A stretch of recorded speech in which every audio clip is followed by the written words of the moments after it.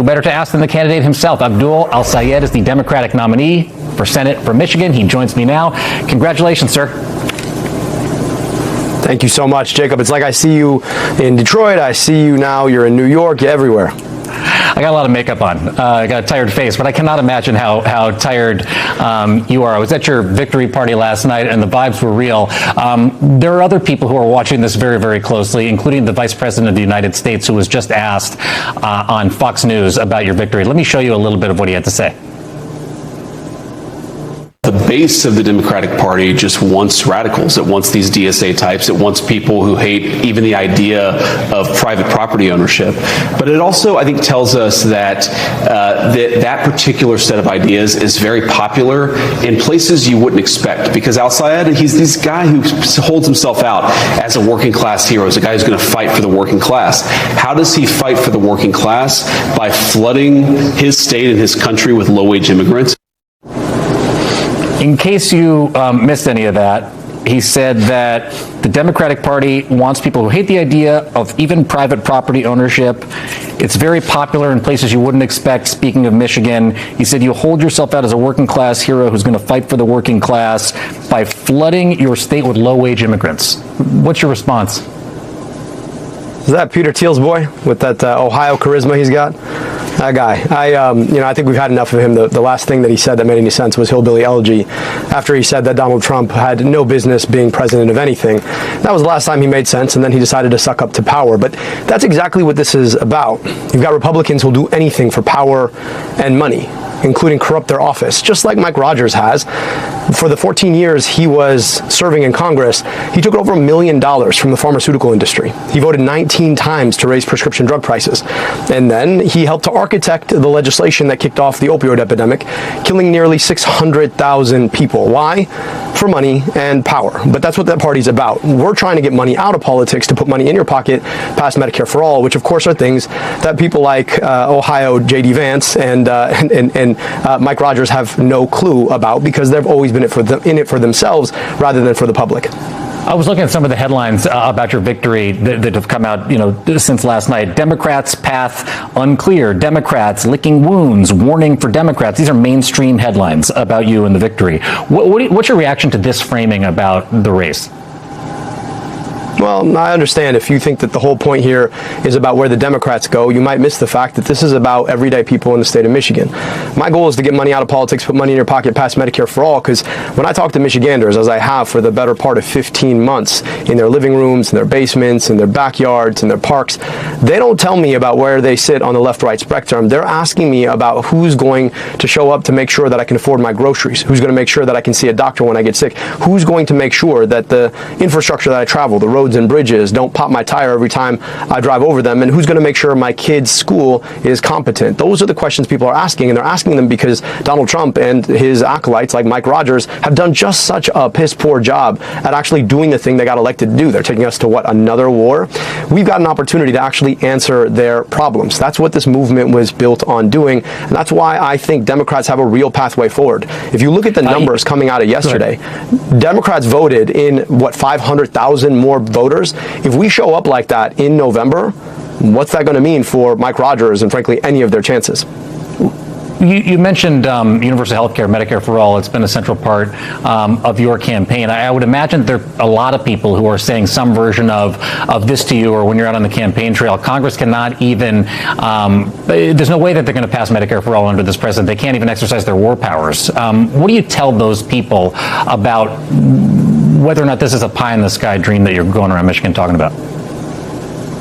Well, clearly I'm a different kind of Democrat, as we just talked about. $60 million spent to try and beat me because I don't take corporate money. I'm here to actually take on the challenges that working people face. Imagine you had a Congress that actually worked for you instead of worked for the corporations in the exact same way that Mike Rogers has made it work for a very long time. I really believe that Congress can do good things. That's why I'm running, because I'd like to make it do good things. But it's going to take defeating the defeatism of Trumpism and of Mike Rogers and the kind of politics that tells us that Congress basically sits there to figure out how to make themselves rich or to enrich the corporate donor class that they have been taking orders from for a very long time. You know, though, what Mike Rogers is going to say when you're standing on the debate stage talking about Medicare for all. He's going to say, you want to take away people's private insurance and socialized medicine is what they always say. You're going to say what to him on that debate stage? Do you know what's taking away people's private insurance? The fact that they can't afford it. The fact that the deductibles, the premiums have gotten way too high because of people like Mike Rogers who take checks from the private insurance industry and then fail to regulate them. So they keep upping the prices on people, putting people into bankruptcy. We hold $225 billion in medical debt. I want to know what Mike Rogers wants to do about that. I want to abolish it, and I want to make sure that every single person in this country has the health care that they need and deserve.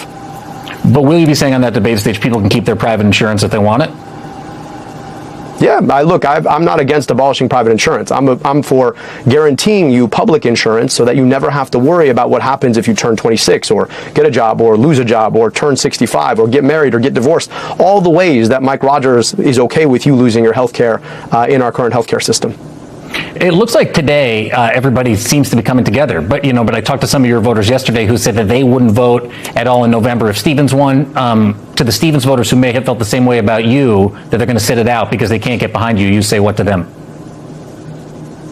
Hey, this is a big tent, and I know we might not agree on everything, but I do hope that you agree with me that the things that bring us together are so much bigger than the things that might be dividing us, and that we have an opportunity to protect ourselves from an ongoing Trump administration that has enriched him, $2.2 billion personally, but also taken so much money out of our pockets. If you believe that we need to be able to make groceries affordable, we need to be able to afford housing, we need healthcare when we need it, then I hope that you'll join me in this movement to get money out of politics, put money in your pocket, pass Medicare for all. I'm grateful for Congresswoman Stevens' fight and for her support in this race. As with Senator McMorrow, we are unified in the idea that Mike Rogers should never see the inside of the U.S. Senate, and we do need to hold Donald Trump accountable, and that's exactly what I intend to do when I'm in the U.S. Senate. Anybody who's got a phone or a television, certainly Michiganders, who might be on the fence are getting blasted with this message right now. There's a Hassan Piker video that's out there, and I don't know if you've seen it. I ran into him yesterday, a very popular streamer. He supports you. You've campaigned together. He's a controversial guy. On a stream last night, he addressed this. It's all over Fox News. I want to play just a little bit of it for you and our audience. Everyone being like, Abdul has a ton of work to do mending bridges. Here's the take nuke for you, okay? You are all unbelievably Islamophobic pieces of okay? You literally called the dude a terrorist for months on end and called him a sexist, misogynist, terrorist, bad candidate, fake doctor when he has 2 degrees, and now you're gonna sit there and be like, well, you really got to come to me now. What are you talking about? Do you want to win or not? Lock the in. His words have been used against you before. They're being used against you again. He's here talking about mending bridges and basically giving you advice. I'm just paraphrasing, not necessarily to do that. What do you make of that advice? Is that helpful advice for you?